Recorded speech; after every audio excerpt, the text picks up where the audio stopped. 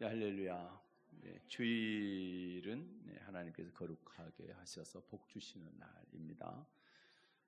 네, 그 복을 예배를 통해서 그리고 예배 중에 말씀을 통해서 우리에게 축복의 말씀을 하시고 그 말씀을 따라가게 될 때 우리가 복이 임하게 되는 것입니다.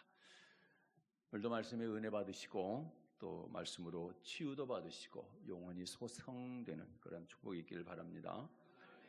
우리 예수님은요, 어떤 죄라도 자백하고 회개하면 다 용서해 주시는 분이십니다. 그런데 딱 하나 예수님께서 용서하지 못하는 죄가 있다. 이 세상에 그리고 오는 세상에도 사하심을 받지 못하는 죄에 대해서 말씀하고 있는데 그것은 바로 성령을 모독하는 죄입니다. 성령을 모독하는 것이 무엇이길래 어떤 죄도 용서해 주시는 하나님께서 성령을 거역하면 이 세상과 오는 세상에 사하심을 얻지 못하려고 그렇게 말씀하셨을까요? 이 시간에는 마태복음 12장 28절부터 32절을 본문으로 해서 성령을 회방하는 죄, 이런 제목으로 은혜 나누겠습니다. 간혹 어떤 사람들이 묻습니다. 성령을 회방하는 죄가 뭡니까? 이렇게 묻는 경우가 있어요. 오늘 본문 31절부터 32절에 보게 되면 거기 문단 표제에 보면 성령을 모독하는 죄 이렇게 되어 있죠. 또 31절에 보면 성령을 회방하는 것, 32절에 보면 성령을 거역하면 이렇게 되어 있습니다. 표현은 다르지만 내용은 같습니다. 성령을 모독하는 것, 성령을 회방하는 것, 성령을 거역하는 것 같은 말인데 이에 대해서 사람마다 각기 다른 견해를 갖고 있어요. 어떤 사람은 사명받은 사람의 그런 사역을 방해하는 것이 성령 회방하는 것이다, 이렇게 말하는 사람도 있고, 어떤 분은 방언을 못하게 하는 것이 성령을 회방하는 것이다, 이렇게 말하기도 합니다. 과연 성령을 해방하는 것이 무엇인지, 무엇이건데 도대체 이 세상과 오는 세상에도 그 자비하신 우리 주님께서 용서받을 수 없다, 그렇게 말씀을 하셨을까요? 성령 회방이 무엇인지를 알려면 먼저 성령에 대해서 알아야 됩니다. 성령은 삼위, 성부 하나님, 또 성자 하나님, 성령 하나님, 이 삼위 중에서 세 번째 위치인 성령 하나님이십니다. 그러나 같은 성령님이지만 성령님의 사역에 대해서는 구분을 해야 됩니다. 왜 그런가 하면 하나님의 신인 성령은요, 창세기 1장 2절부터 나오거든요. 땅이 혼돈하고 공허하며 흑암이 깊음 위에 있고, 자, 하나님의 신은 수면에 운행하시니라. 거기 하나님의 신이 성신, 성령입니다. 그런데 요한복음 7장 39절에 보면 예수님께서요, 말씀하신 다음에 가로로 이렇게 묶여있는 구절이 있는데 거기 보게 되면 예수께서 아직 영광을 받지 못하신 고로 성령이 아직 저희에게 임하지 아니하시더라, 계시지 아니하시더라, 이렇게 말씀하고 있거든요. 그러면 제자들에게 성령이 계시지 아니했다, 뭐 하기 때문에? 예수님께서 영광을 아직 받지 못하셨기 때문에 제자들에게 성령이 계시지 않는다, 이렇게 말씀하고 있습니다. 이런 말씀들로 보게 되면 틀림없이 예수님이 설명하고 계시는 보혜사 성령님과 창세로부터 지금까지 계속 역사하고 계시는 성령님의 사역이 다르다는 것, 같은 성령이지만 사역이 다르다는 것을 알 수가 있습니다. 예를 들어서요, 세례 요한 있잖아요. 세례 요한은 마가의 다락방의 오순절날 성령이 임했던 그 이전에 돌아가셨던 분이잖아요. 그러죠? 사도행전 2장에 마가의 다락방의 오순절날이죠. 그때 보혜사 성령이 임했던 그 사건 이전에 돌아가셨던 분이에요. 그런데 성경은 기록하기를 세례 요한은 모태에서부터 성령이 충만한 자라고 기록이 되어 있거든요. 모태에서부터. 누가복음 1장 15절 한번 볼까요? 누가복음 1장 15절입니다. 누가복음 1장 15절. 이는 저가 주 앞에 큰 자가 되며 포도주나 소주를 마시지 아니하며 모태로부터 성령의 충만함을 입어. 아멘. 예, 모태부터 성령의 충만함을 입었다.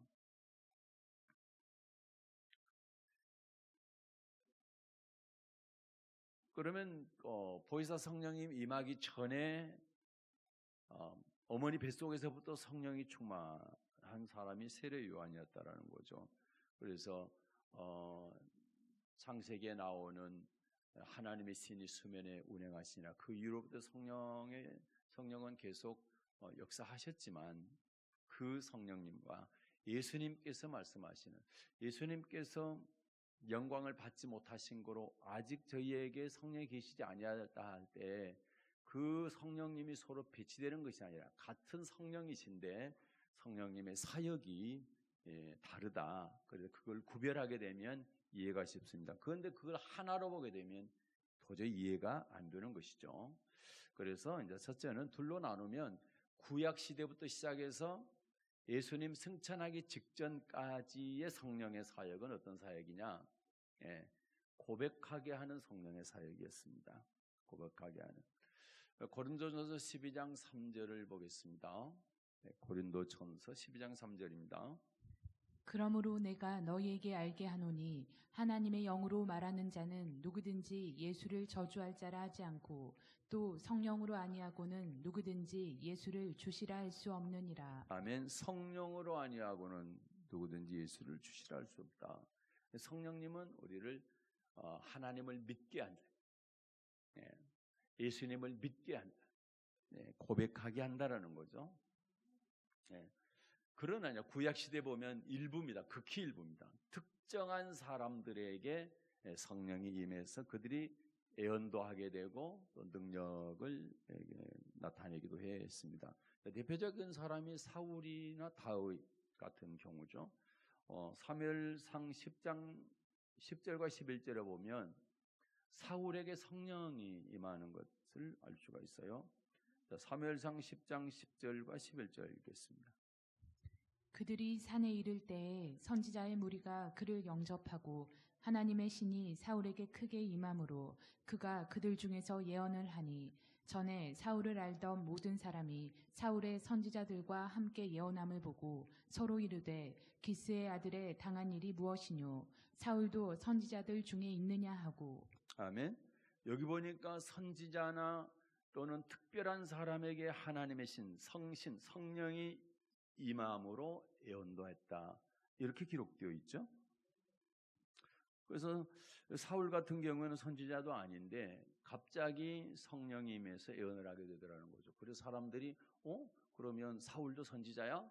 뭐 이렇게 묻는 장면입니다. 다윗도 한번 볼까요? 다윗. 사무엘 선지자가 다윗에게 기름을 부었어요. 기름을 붓자마자 어떤 일이 일어납니까? 사무엘상 16장입니다. 13절 보면 이런 말씀 있죠. 사무엘상 16장 13절입니다. 사무엘이 기름불을 취하여 그 형제 중에서 그에게 부었더니 이날 이후로 다윗이 여호와의 신에게 크게 감동되니라. 사무엘이 떠나서 라마로 가니라. 아멘. 기름을 부음을 받은 이후에 그날 이후로 다윗이 여호와의 신에게 크게 감동되니라. 특별한 환경에서 특별한 경우에 특별한 사람에게 구약에는 성령이 임했다라는 것을 알 수가 있어요. 그러나 이제 두 번째 사역은 예수님 승천 이후부터입니다. 그때는 보혜사 성령님의 사역이 이루어지죠.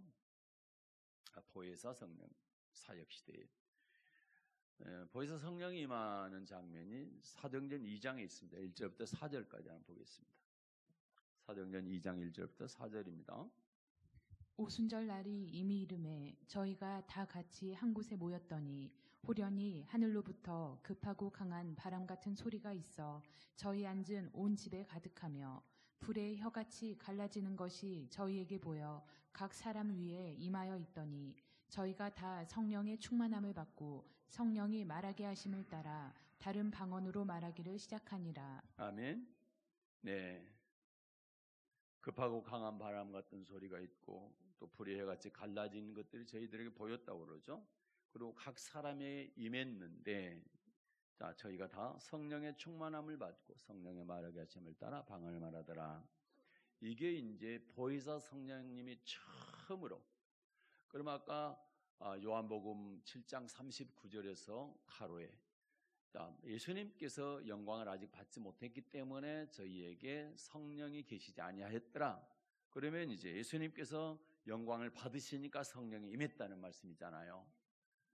그래서 구약 시대에 쭉 역사했던 성령님과 예수님께서 말씀하신 보혜사 성령님과는 사역이 다르다. 그러면 지금은 이제 왜 보혜사 성령 시대냐라고 할 때에 오늘 요엘서입니다. 2장입니다.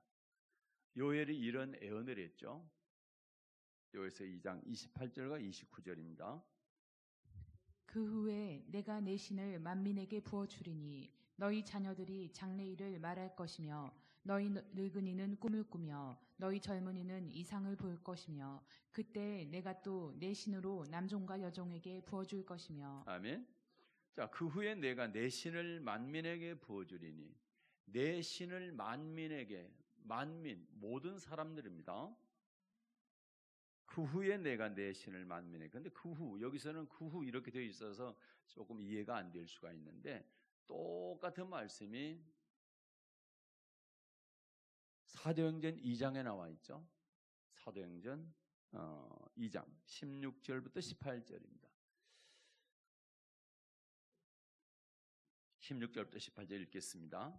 이는 곧 선지자 요엘로 말씀하신 것이니 일러스되 하나님이 가라사대 말세에 내가 내 영으로 모든 육체에게 부어주리니 너희의 자녀들은 예언할 것이요 너희의 젊은이들은 환상을 보고 너희의 늙은이들은 꿈을 꾸리라. 그때 내가 내 영으로 내 남종과 여종들에게 부어주리니 저희가 예언할 것이요. 아멘. 여기 보니까 내 영으로 모든 육체에게 부어주리니, 내 영, 하나님의 영, 성령으로 모든 육체에 부어주리니. 그 다음 18절에 보면 내가 내 영으로 내 남종과 여종들을 부어주리니. 그런데 시기를 말하고 있어요. 요엘서에서는 그 후에 내가 내 신을 만민에게 부어주겠다.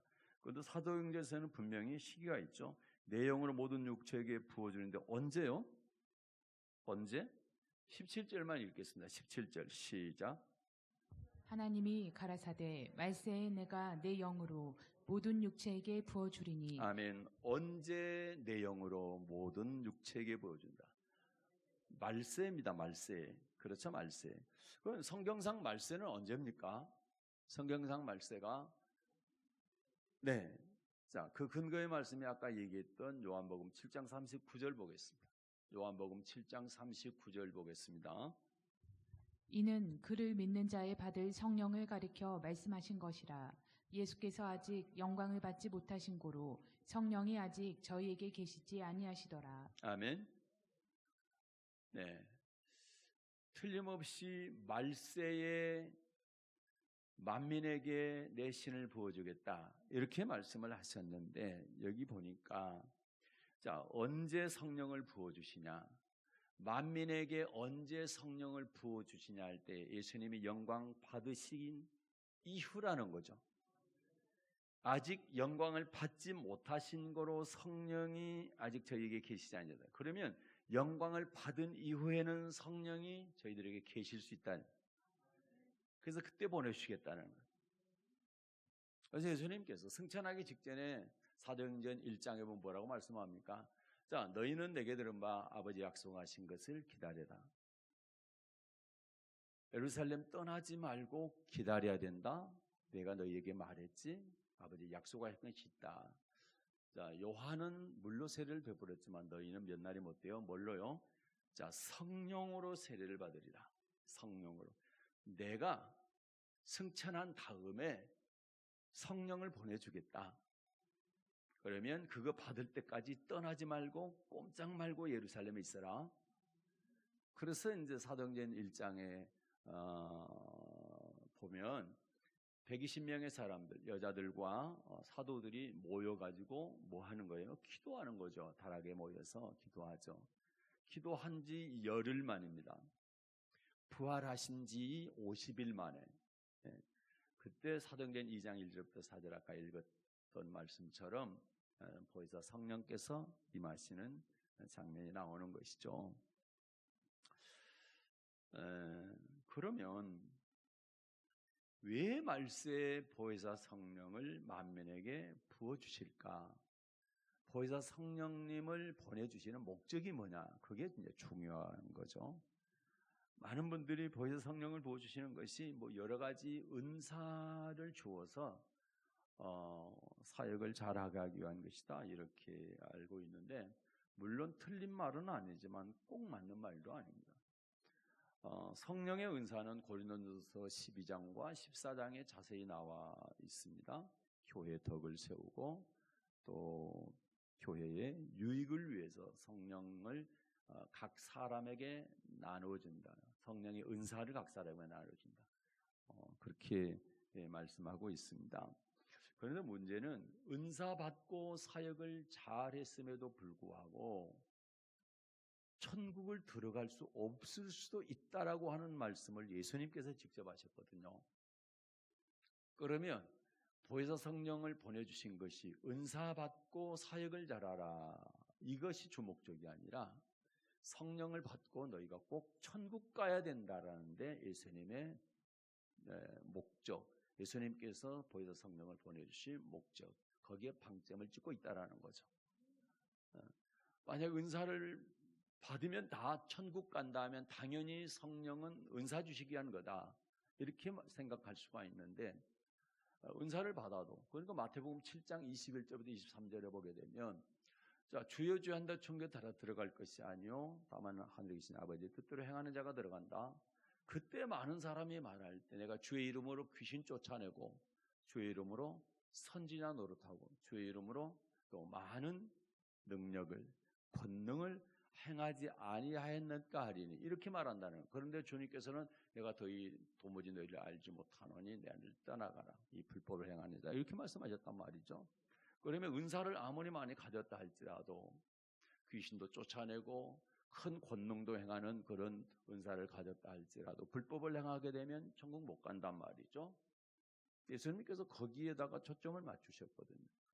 그래서 보혜사 성령, 사도행전 2장의 성령이 임하기 전에 예수님과 함께 제자들이 있을 때 예수님께서 그 제자들에게 병 고치는 능력도, 또는 약한 것을 고치는 그런 능력도 주시고 귀신 쫓아내는 능력도 주셔서 둘씩 보내가지고 전도하게 하셨거든요. 성령이 임하기 전에도 권능은 주셨다, 은사는 주셨다. 그러면 예수님께서 보혜사 성령을 보내주신 목적은 은사 사역을 하기 위한 것보다 더 중요한 게 있다라는 거죠. 그거는 주여 주여 한다고 천국 들어가는 것이 아니고 하나버지 뜻대로 행해야 들어간다. 그러니까 아버지 뜻대로 행할 수 있는 능력을 성령님을 통해서 주신다는 거예요. 그래서 그게 중요하다는 얘기죠. 그러니까 두 가지를 말씀드릴 수가 있는데, 자, 성령을 우리에게 주시는 목적이 두 가지인데 또 깊이 들어가 보면 그냥 하나예요. 첫째는 뭐냐면 말씀에 순종하기 위한 겁니다. 성령은 진리의 영이고 우리를 진리 가운데로 인도한다. 이게 요한복음 16장 13절의 말씀이거든요. 그러면 진리가 아버지 말씀이거든요. 그러면 성령님은 말씀의 영이어서 말씀으로 인도한다는 얘기가, 말씀에 순종할 수 있는, 말씀으로 이끌어 가신다는 얘기거든요. 그러니까 우리가 말씀을 잘 몰라도 성령을 받게 되면 성령께서 우리에게 감동을 주시고 이끌어 가신 대로 따라가며 말씀에 순종하는 게 되는 거예요.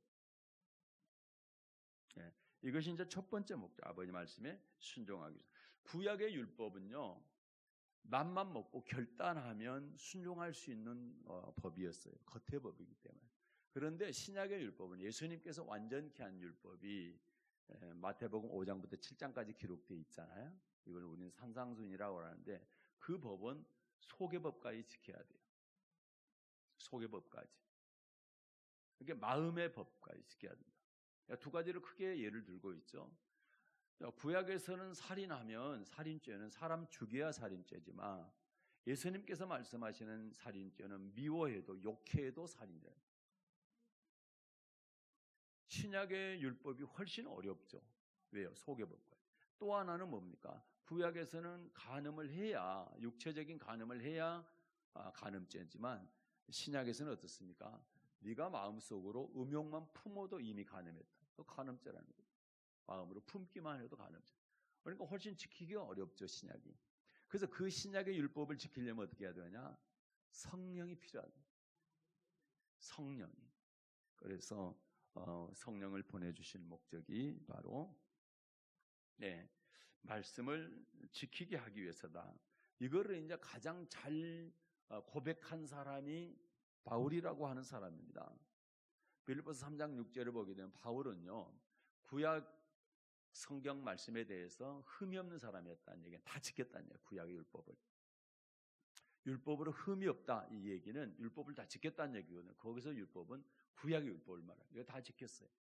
그런데 로마서 7장에 보니까 바울이 아무리 애쓰고 힘써도 계명을 지킬 수가 없더라. 말씀을 지킬 수가 없더라는 거예요.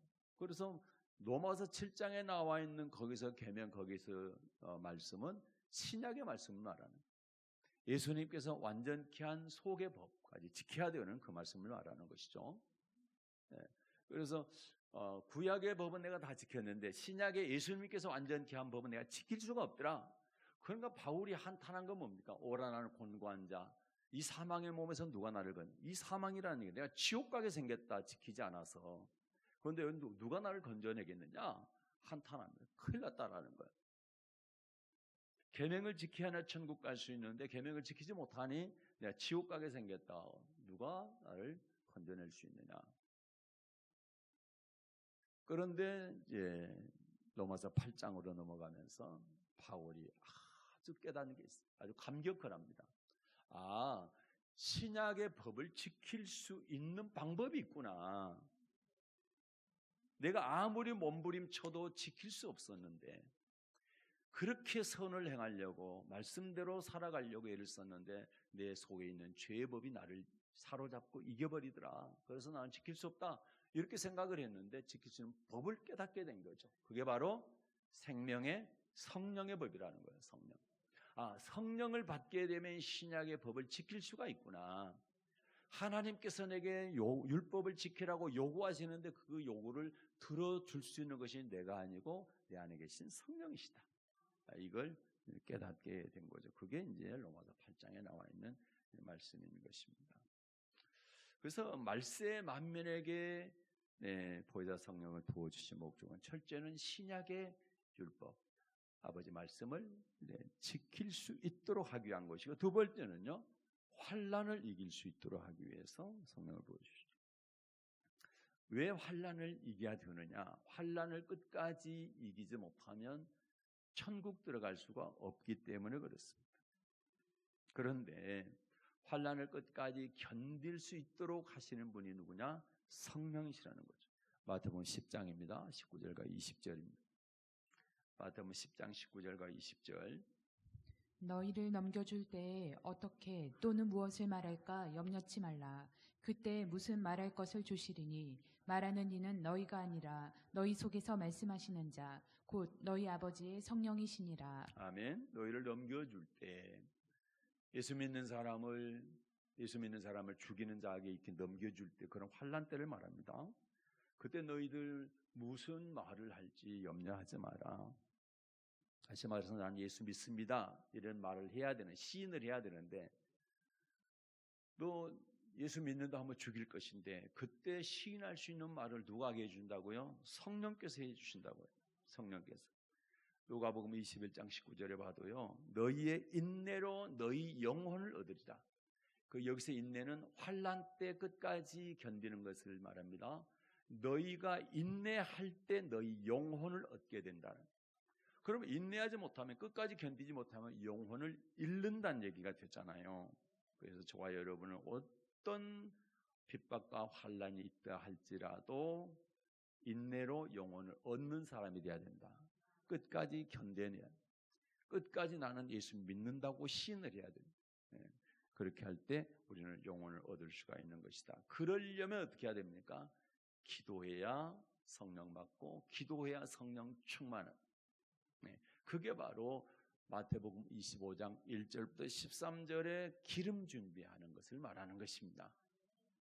예수님 재림 전에 반드시 뭐가 있어요? 환난이 있죠.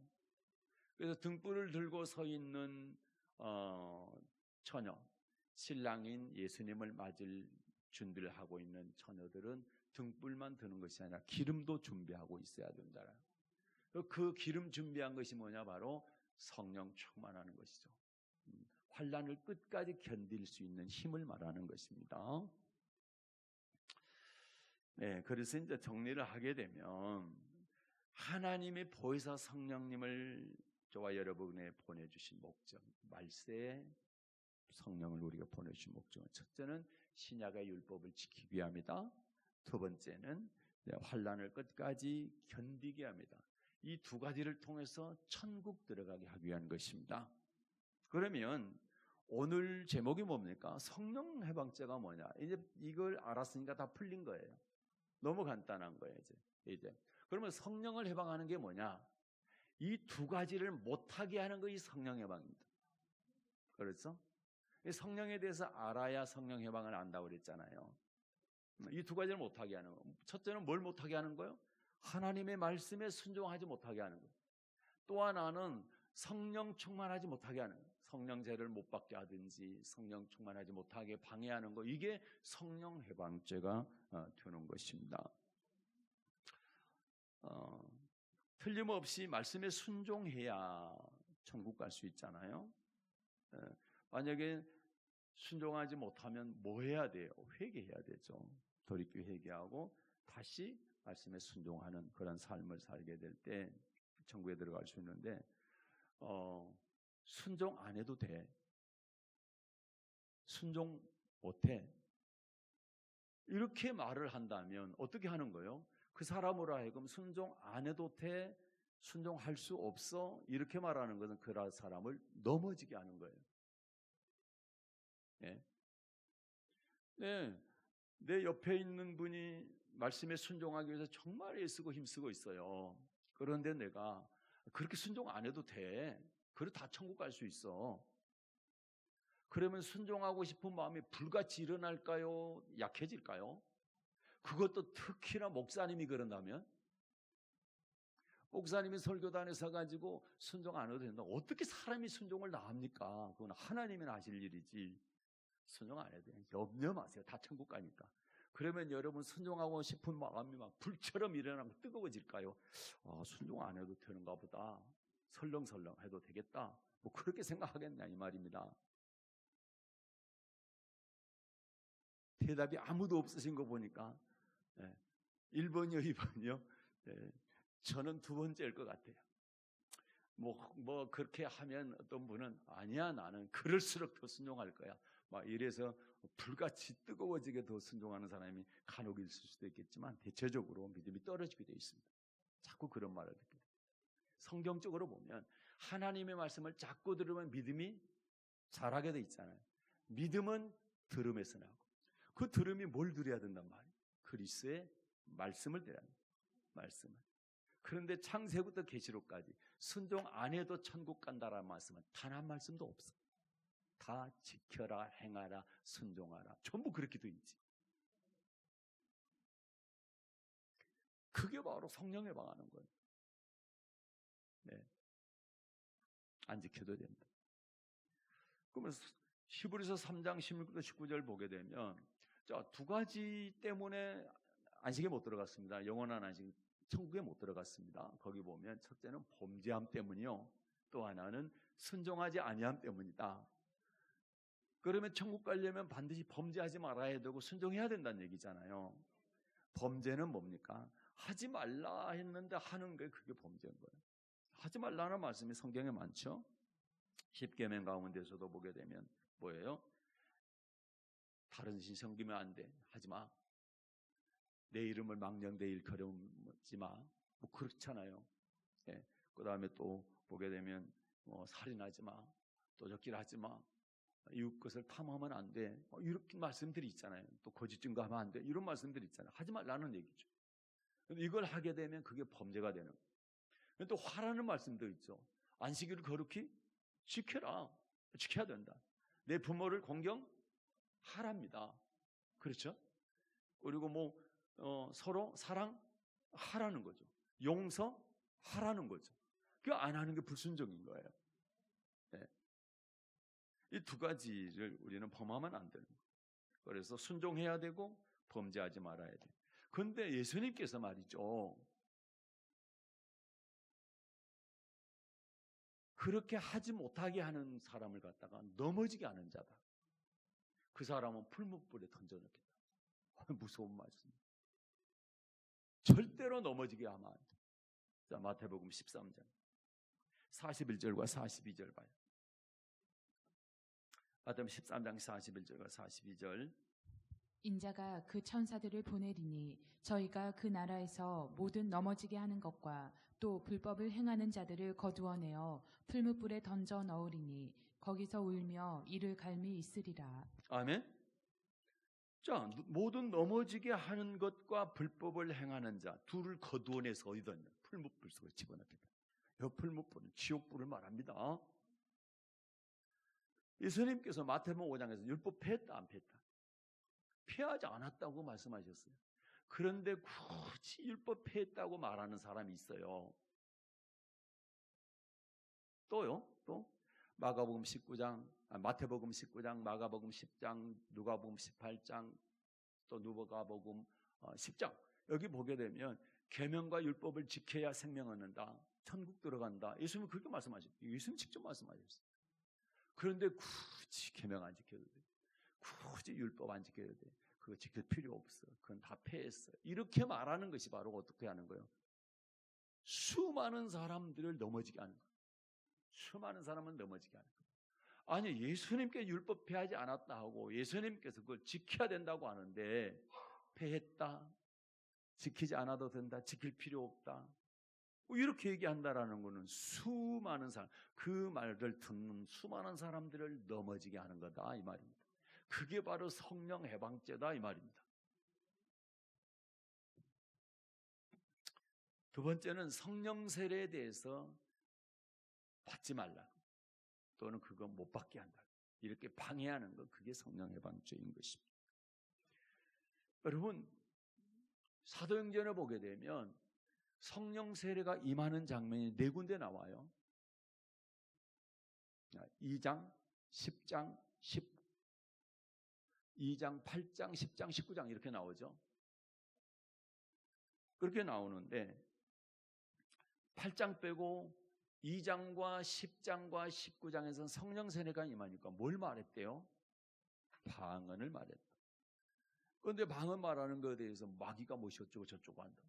이렇게 하면 여러분, 그러면 사도행전에서 나와 있는 그 방언하는 사람들 다 마귀가 뭐 했습니까? 그렇게 하니까 그 말을 듣는 사람은 방언하는 거는 마귀가 하는 거야. 그러면 안 받을 거 아니에요. 이제 그 받으면 큰일 났다, 나 마귀한테 속는 거야, 이렇게 생각할 거 아니에요.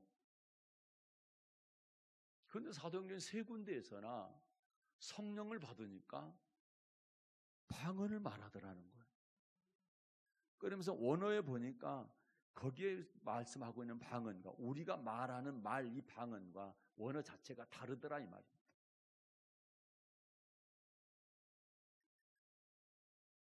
사도행전에 나와 있는 세 군데에서 방언을 말했다, 성령이 말하게 하심을 따라 방언을 말했다. 이 방언은 하나님께서 하게 하는 말을 말합니다. 우리가 말하는 일반 언어와 다르다 이 말입니다. 내가 지금 말하고 있는 한국말, 중국말, 미국말, 이 말과 다르다는 얘기. 그걸 못하게 하는 거, 이게 성령을 해방하는 것이다. 그래서 정리하면 그래요. 성령을 해방하는 것이 뭐냐? 천국 가는 것을 가로막는 어떤 말이나 행동이 바로 성령을 해방하는 것이에요. 내가 천국 가야 돼요. 옆에 있는 분이 천국 가야 돼. 그런데 그걸 못 가도록 방해하는 말이나 행동이 바로 성령을 해방하는 것이다. 그러니까 사함을 받을 수가 없죠. 천국 못 가도록 불순종하고 천국 못 가도록 성령 충만하지 못한데 그렇게 만든다면 그 사람이 어떻게 천국 가겠냐 이 말이에요. 그래서 사심을 받지 못한다는 얘기가 그 말이에요. 사심을 못 받으면 천국 못 가고 지옥 가죠. 이 세상도 오는 세상도 사심을 못 받는다는 얘기는 지옥 간다는 얘기잖아요. 그러면 다른 사람들 지옥 가게 하면 내가 어떻게 천국 가냐 이 말이요. 그게 성령을 해방하는 죄가 되는 것이다. 이해가 됩니까? 그래서 예수님 시대 때 바리새인과 서기관들이 있었잖아요.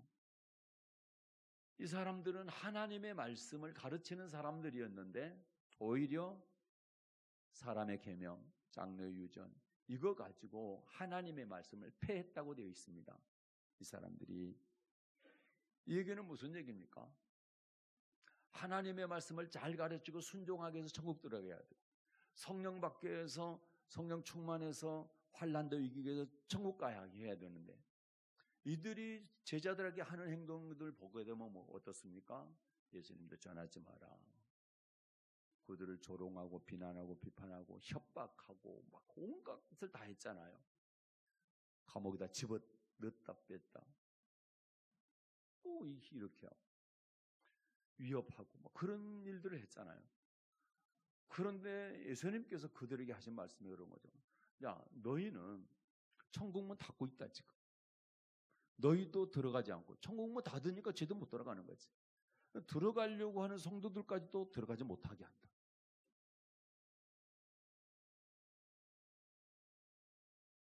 그래서 주님께서 결론, 뱀들아 독사의 새끼들아 너희가 어떻게 지옥의 판결을 피하겠느냐. 지옥 간다 너희들. 이렇게 말씀하신 겁니다. 수많은 그때 당시의 성도들을 넘어지게 했어. 그리고 불법을 행하게 했어.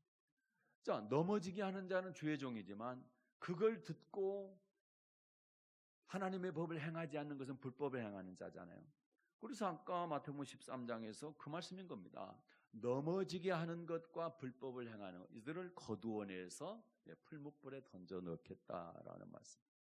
그럼 우리는 말씀을 잘못 전하는 종도 안 되지만 잘못 받아서 그대로 실행하는 성도도 안 된다는 거예요. 둘 다 천국 못 간다. 그래서 성령 해방하면 아니 됩니다. 뭐 주의 종만 성령 해방합니까? 성도들도 얼마든지 주의 종이 끝까지에서 그런 말을 듣고 옆에 사람한테 얘기하고 다른 사람들한테 얘기할 수 있잖아요. 우리 목사님이 그러는데 이거 안 된대. 율법 지키면 안 된대. 안 지켜도 된대. 이런 말 얼마든지 할 수 있잖아요.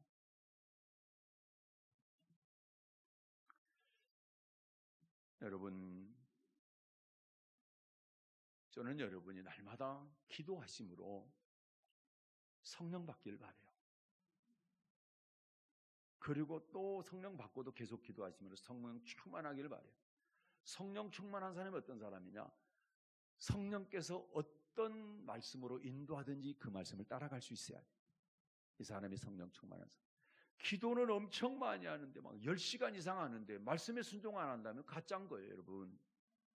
성령이 진리의 영이기 때문에 말씀에 순종하는 대로 이끌어가는 거예요. 불순종하는 데 이끄는 것은 가짜지.